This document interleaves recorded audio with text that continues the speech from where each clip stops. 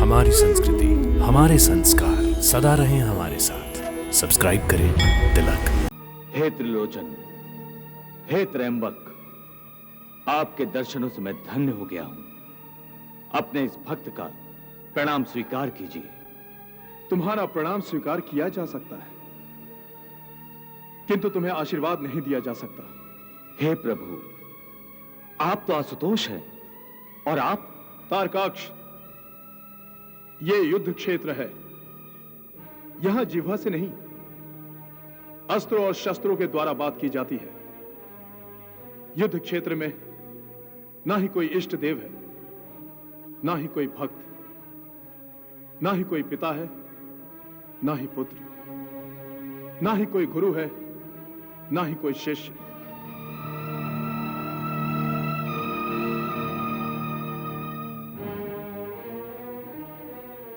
इसलिए युद्ध क्षेत्र में आए हो तो अपने योद्धा होने का धर्म निभाओ और युद्ध के लिए तत्पर हो जाओ। परंतु भोलेनाथ, अपना धर्म निभाओ तारकाक्ष। हे प्रभु, भक्त न भगवान का वध कर सकता है, ना ही भगवान भक्त का। ऐसे कायरों जैसे शब्द तुम्हें शोभा नहीं देते तारकाक्ष। तुम मेरे भक्त हो, इसलिए निर्भय होकर युद्ध करो। जैसी आपकी आज्ञा प्रभु।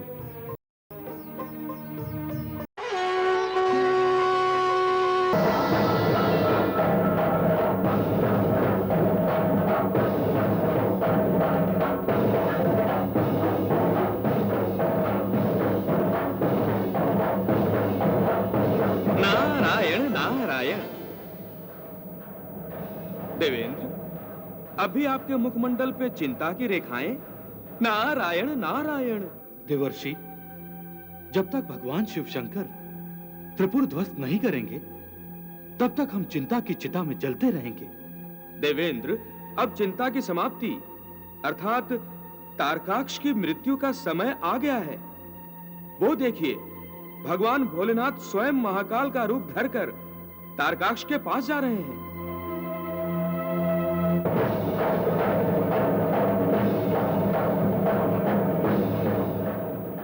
देवर्षि, यदि तारकाक्ष की मृत्यु का समय आ ही गया है, तो महादेव को स्वयं उसके पास जाने की क्या आवश्यकता है?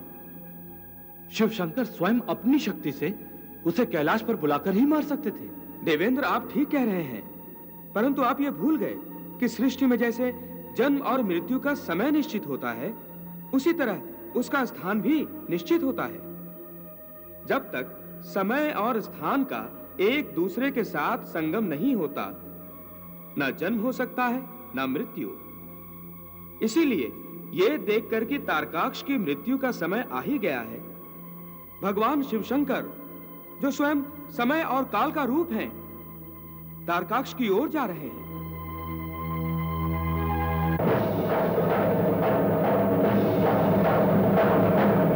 देवर्षि, समय का माप तो एक एक क्षण के साथ होता रहता है, परंतु इतने विराट अंतरिक्ष में किसी विशेष स्थान को कैसे पहचाना जा सकता है? हे अग्निदेव, यह सारा अंतरिक्ष अथवा आकाश एक स्थान ही तो है।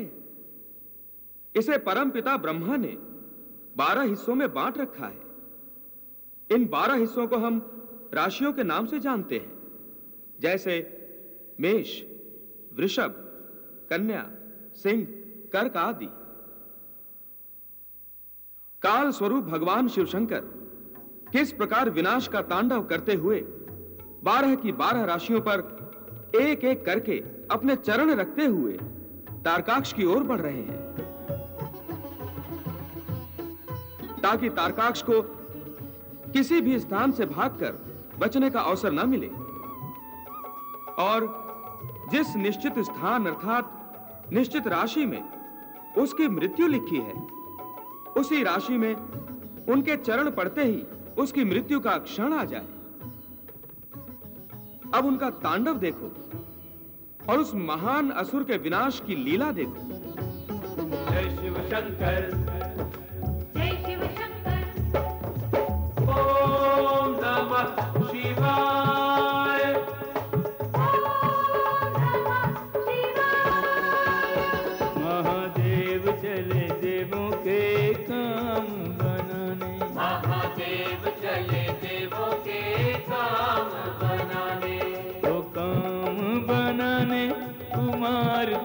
बचाने, कुमार को बचाने, तारकाक्ष को मिटाने, महादेव चले देवों के काम बनाने। महादेव चले देवों के काम बनाने।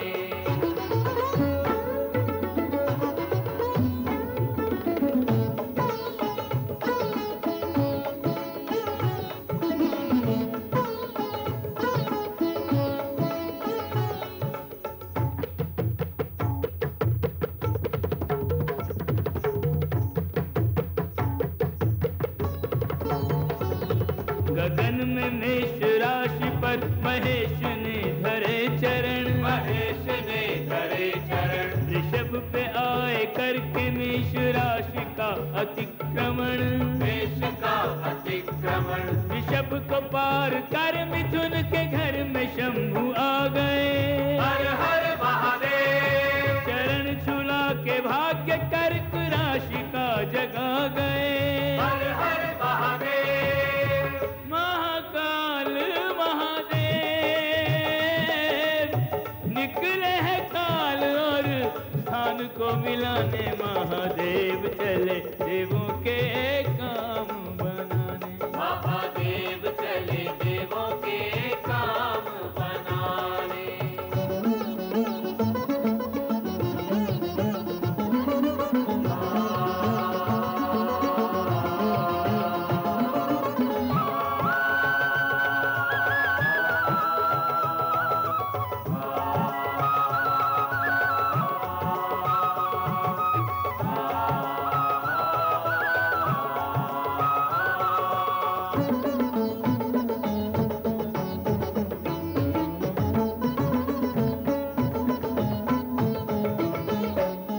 कई राशि पार कर शिव जी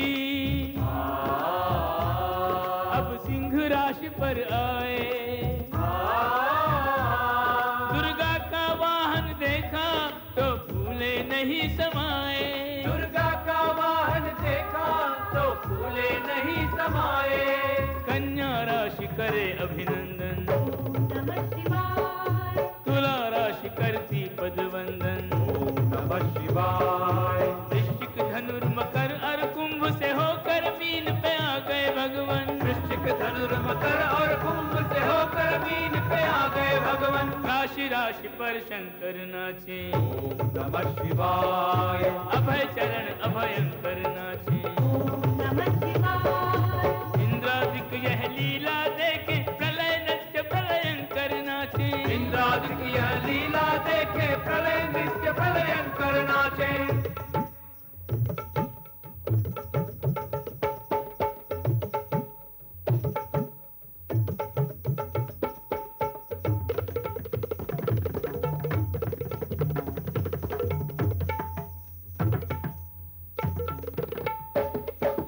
इंद्रादिक यह लीला देखे प्रलय नृत्य प्रलयंकर नाचे।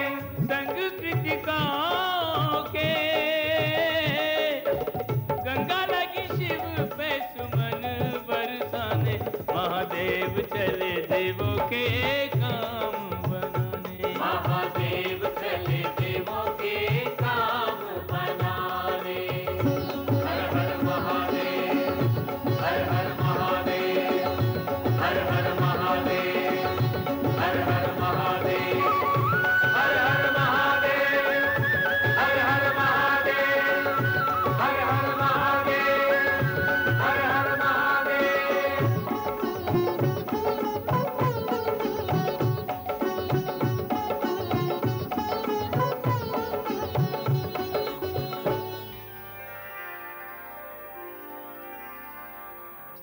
प्रणाम प्रभु।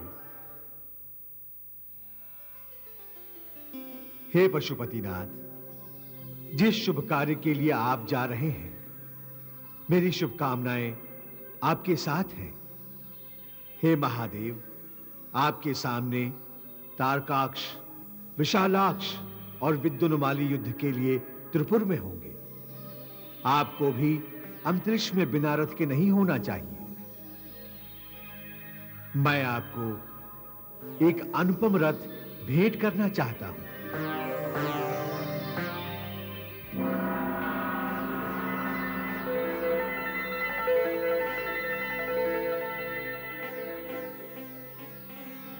हे महादेव, आप इस रथ पर आरूढ़ होकर जाइए।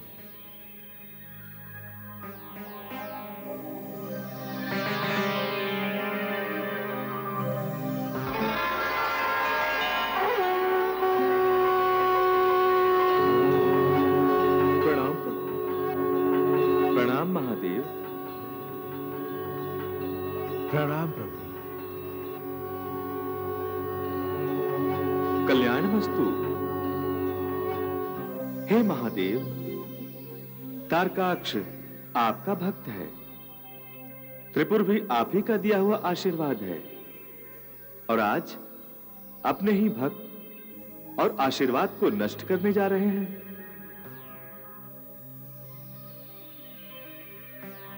सृष्टि विकास का यह महत्वपूर्ण चरण संपन्न कर दीजिए महादेव, क्योंकि तारकाक्ष ने आपके दिए वरदान का दुरुपयोग किया है।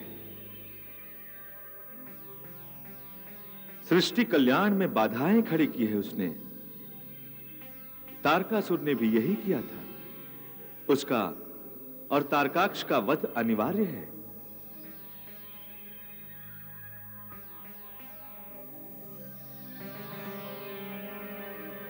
और इस कार्य को संपूर्ण करने के लिए आप मेरा ये वैष्णवी धनुष स्वीकार कीजिए।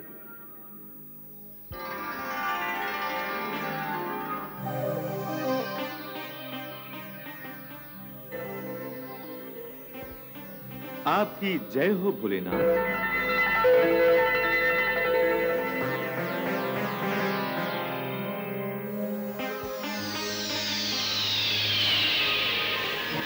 महादेव शिव शंकर मेरे पुत्रों का जीवन लेने आ रहे हैं स्वामी। आप तारकाक्ष को उनसे युद्ध करने से रोकिए। आप तारकाक्ष को आदेश दें कि वो महादेव से युद्ध न करे। कैसी बात कर रही हो तारा? मेरा तारकाक्ष महान योद्धा है। एक योद्धा को युद्ध करने से रोकना, उसे शस्त्रों को त्याग करने को कहना, उसका अपमान करना है। योद्धा के शौर्य और पराक्रम का अपमान करने का अर्थ है उसे अपने प्राण त्याग करने को कहना। इसका अर्थ तो ये हुआ कि एक भक्त अपने भगवान से युद्ध करेगा। अब भक्त अपने ही भगवान पर अस्त्र चलाएगा, शस्त्र फेंकेगा उन पर। क्या भक्त अपने ही भगवान के प्राण लेने का प्रयास करेगा? बोलिए स्वामी, यदि इस समय आपने तारकाक्ष को नहीं रोका तो अनर्थ हो जाएगा स्वामी, अनर्थ हो जाएगा। मैं असमर्थ हूं तारा, असमर्थ हूं।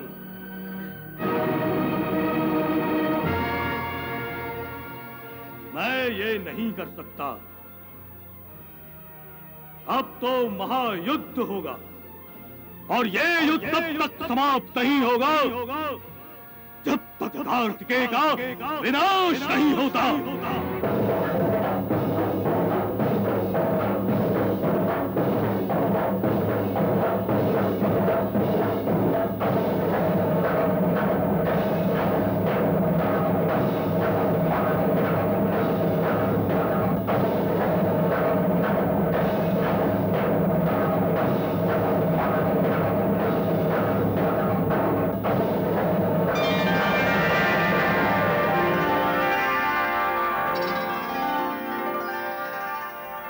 गंगा। प्रणाम गंगा मैया। ये गंगा यहाँ क्यों आई है? गंगा मैया, मेरे पुत्रों को बचा लीजिए। एक आप ही उन्हें बचा सकती हैं। तारा! मैं तुम्हें समझाने आई हूँ वत्स।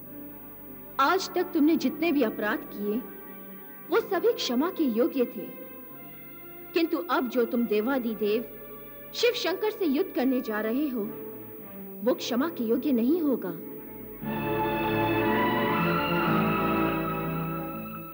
मेरी मानो तो ये युद्ध ना करो। क्या पुत्र पिता से युद्ध करेगा? तुम शिव शंकर के भक्त हो तारकाक्ष। भक्त क्या अपने भगवान से युद्ध करेगा? मैं भी तो इन्हें यही समझा रही हूँ गंगा मैया। गंगे, यदि तुम ये युद्ध नहीं चाहती हो तो शिवपुत्र को तारकाक्ष के अधिकार में क्यों नहीं दे देती हो? महर्षि, आप मुझे विधि का विधान बदलने के लिए कह रहे हैं, जो संभव नहीं है। मैं तारकाक्ष को समझा रही हूँ कि वो महारुद्र भगवान शिव शंकर के क्रोध को निमंत्रण ना दें, उनकी शरण में जाएं। जो भी उनकी शरण में जाता है उसे वे अपने चरणों में स्थान दे देते हैं।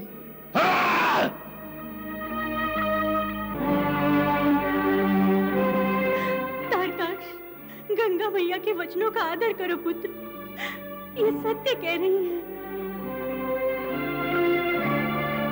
हे गंगा मैया, मैं वही करूंगा जो मेरे पिता चाहते हैं। मैं युद्ध करूंगा। जैसी तुम्हारी इच्छा वत्स।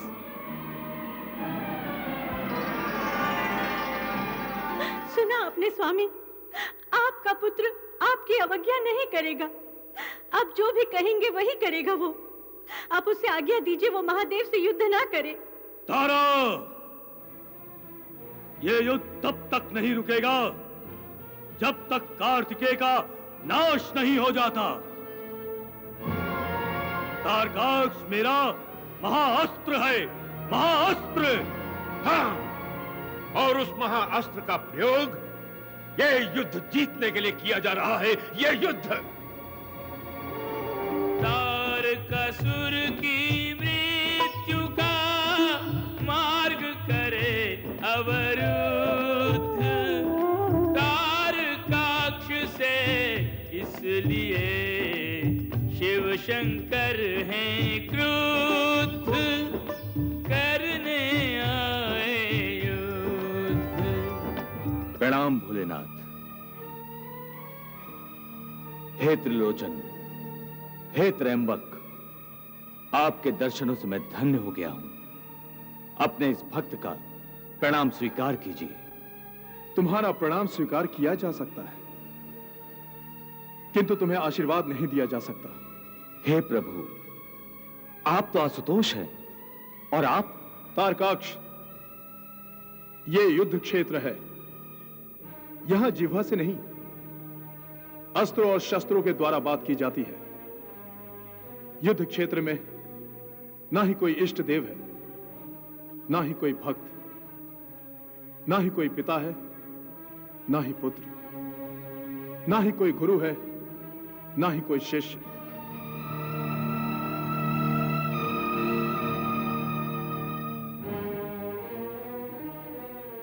इसलिए युद्ध क्षेत्र में आए हो तो अपने योद्धा होने का धर्म निभाओ और युद्ध के लिए तत्पर हो जाओ। परंतु भोलेनाथ, अपना धर्म निभाओ तारकाक्ष।